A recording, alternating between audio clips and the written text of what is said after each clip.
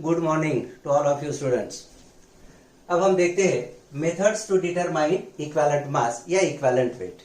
लेकिन ये method discuss करने के पहले I would like to have one important statement जिसपे एमसीक्यू भी एग्जाम में 2-3 बार पूछा है कि which of the following property of a species is not constant और मे नॉट बी कांस्टेंट। कौन सी प्रॉपर्टी हमेशा कांस्टेंट नहीं होती। आपको बताया बेटा, एटॉमिक मास हमेशा कांस्टेंट होगा, मॉलिक्यूलर मास हमेशा कांस्टेंट होगा, वैसे ही आयोनिक मास, रेडिकल मास, ये जो मासेस है they are always constant.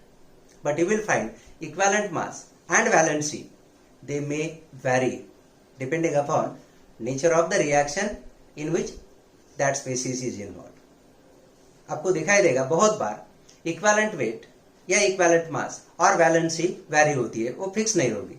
Atomic mass, molecular mass हमेशा कांस्टेंट रहेगा, लेकिन equivalent weight and valency they may vary. For example आपको पता है बेटा, ट्रांजिशन एलिमेंट जो भी होते हैं दे शो वेरिएबल वैलेंसी। ये स्टेटमेंट आपने सुना होगा। एग्जांपल फास्फोरस ले लो, PCl3 कंपाउंड होता है, फास्फोरस की वैलेंसी यहाँ 3 है। PCl5 भी उसका कंपाउंड होता है फास्फोरस का, यहाँ वैलेंसी 5 होगी।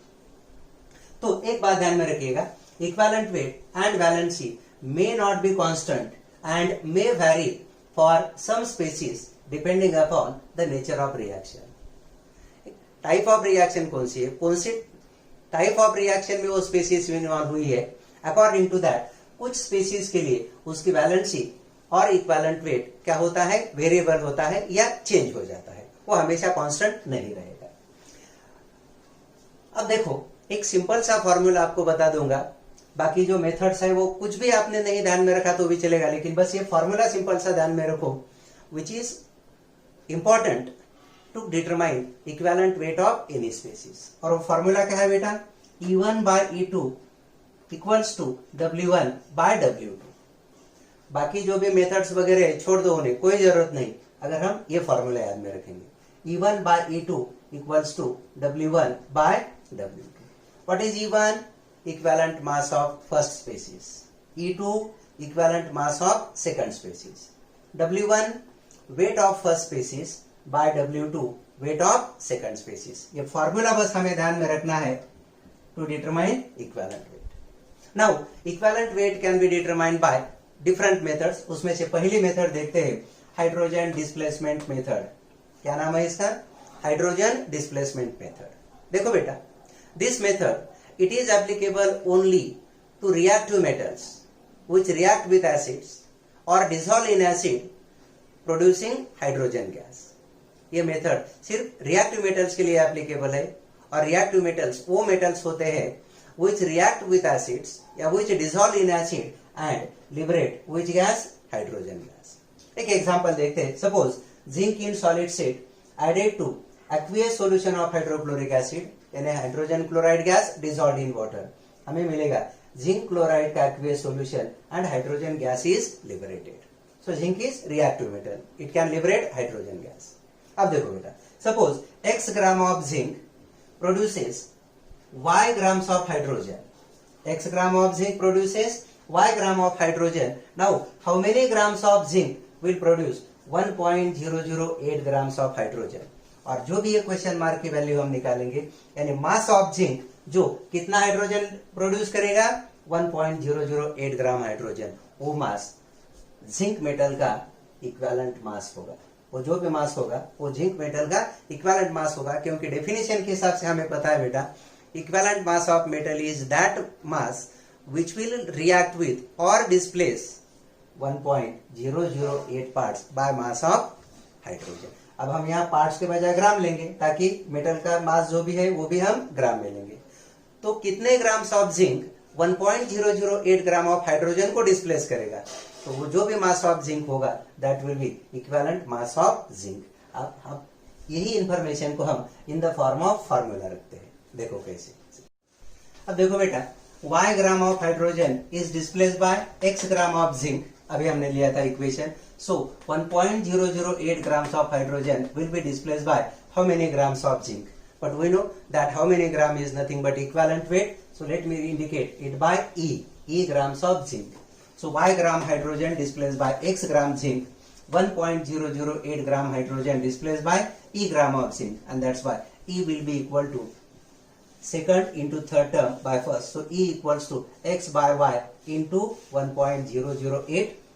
और अगर हम 1.008 को लेफ्ट साइड में लेंगे तो it will go to denominator EZn divided by ES2, क्योंकि आपको पता है इक्विवेलेंट वेट ऑफ हाइड्रोजन क्या होता है बेटा 1.008. So EZn by EH2 equals to WZn divided by WS2, यानी equivalent weight of first species by equivalent weight of second species is equal to weight of first species by weight of second species. बस ये formula ध्यान में रखिएगा. अगर आप reference books में देखोगे तो हर जगह पे आपको इस तरह का फॉर्मूला होगा. Equivalent weight of metal is equal to weight of metal by weight of hydrogen into 1.008. लेकिन उसके लिए पूरी मेथड प्रोसेस ध्यान में रखनी होगी. Rather than we shall keep in mind एक ही फॉर्मूला ध्यान में रखेंगे E1 by E2 equals to W1 by W2 and it is applicable to each and every species in all types of methods. हर एक मेथड में आपको यही फॉर्मूला लास्टली मिलेगा. E1 by E2 equals to W1 by W2. लेकिन hydrogen displacement method के लिए equivalent weight of metal is wait of metal divided by weight of hydrogen displace into 1.008. ये फॉर्मूला होगा. ओके, सेकंड मेथड देखते हैं अब. Chloride formation oxide formation method. Second method क्या है बेटा? Oxide formation method. आपको पता होगा almost all elements they react with oxygen and get converted into oxides. So in this method, given sample amount of element is converted into its oxide either by direct or some indirect method. Direct method यानी directly metal को या किसी element को oxygen के साथ heat करेंगे, combine करेंगे, oxide मिलेगा. या बहुत बार that element it is reacted with acid like nitric acid. उस एलिमेंट को उसके नाइट्रेट में कन्वर्ट करते हैं, फिर नाइट्रेट को हीट करेंगे, वो डिकम्पोज होगा और फिर हमें ऑक्साइड मिलेगा. सो डायरेक्टली ऑक्सीजन के साथ रिएक्ट करके ऑक्साइड मिलता है तो डायरेक्ट मेथड, या उस एलिमेंट को किसी दूसरे कंपाउंड में कन्वर्ट करके उसको फिर ऑक्साइड में कन्वर्ट करते हैं तो that is indirect method. So in this method क्या करना है हमें? Element is to be converted into its oxide either by direct और बाय सम इनडायरेक्ट मेथड. और यहां हमें mass of that element and mass of oxygen check करने हैं and from that we can find out equivalent weight of that element. आपको पता है बेटा equivalent weight of that element will be the wait which will combine with how many parts by weight of oxygen? 8 parts as per definition. Weight of the element which combines with 8 parts by weight of oxygen, वो उसका equivalent weight होगा. हम एक example के साथ देखते हैं, और एग्जांपल नहीं ध्यान में आए तो भी मैंने आपको डायरेक्ट फॉर्मूला बताया है. Suppose calcium reacted with oxygen giving calcium oxide. हमें यहाँ इक्विवेलेंट वेट ऑफ कैल्शियम निकालना है, तो क्या फॉर्मूला रखेंगे बेटा? Equivalent weight of calcium by equivalent weight of oxygen, यानी E1 by E2 equals to weight of calcium by weight of oxygen. यहाँ हम क्या करेंगे? कैल्शियम का मास हमने कितना ग्राम लिया था, उसके साथ ऑक्सीजन के कितने ग्राम रिएक्ट हो गए, अगर ये दोनों पता है और इक्विवेलेंट वेट ऑफ ऑक्सीजन हमें पता है दैट इज नथिंग बट 8. तो फॉर्मूला देखो, equivalent weight of calcium by equivalent weight of oxygen equals to weight of calcium by weight of oxygen. लेकिन हमें पता है equivalent weight of oxygen is 8, और अगर हम इसे थोड़ा सा मॉडिफाई करते हैं, therefore equivalent weight of calcium equals to weight of calcium by weight of oxygen multiplied by 8. अगर आप रेफरेंस बुक देखोगे तो वहां ऑक्साइड फॉर्मेशन मेथड में फॉर्मूला आपको इस तरह से मिलेगा कि equivalent weight of element is equal to weight of element by weight of oxygen into 8. Better way आप ये फॉर्मूला ध्यान में रखो. And in exactly similar way in case of chloride formation method इसी तरह से देखते हैं. सो क्लोराइड फॉर्मेशन मेथड, यहां क्या करना होगा बेटा? गिवन एलिमेंट का मास, सैंपल मास जो भी दिया है, that is converted into its chloride. Chlorine के साथ रिएक्ट करो, क्लोराइड मिलेगा.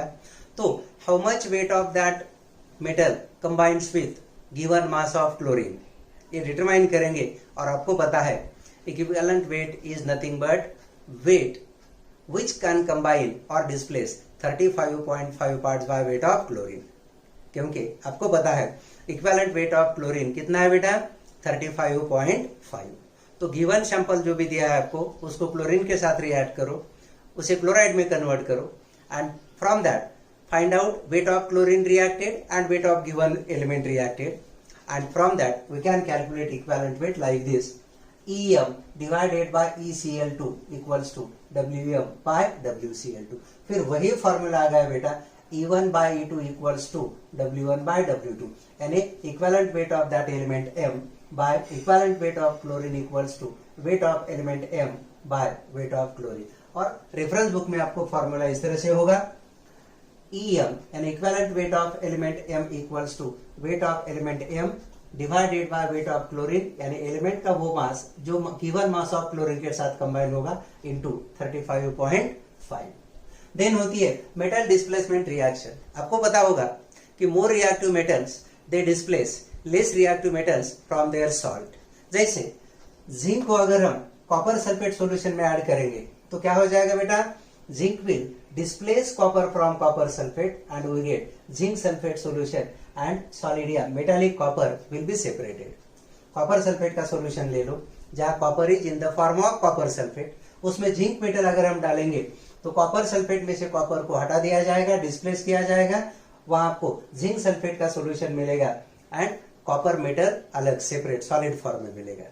तो ये metal displacement reaction होती है। यहाँ भी हम फिर क्या कर सकते हैं, E1 by E2 equals to W1 by W2।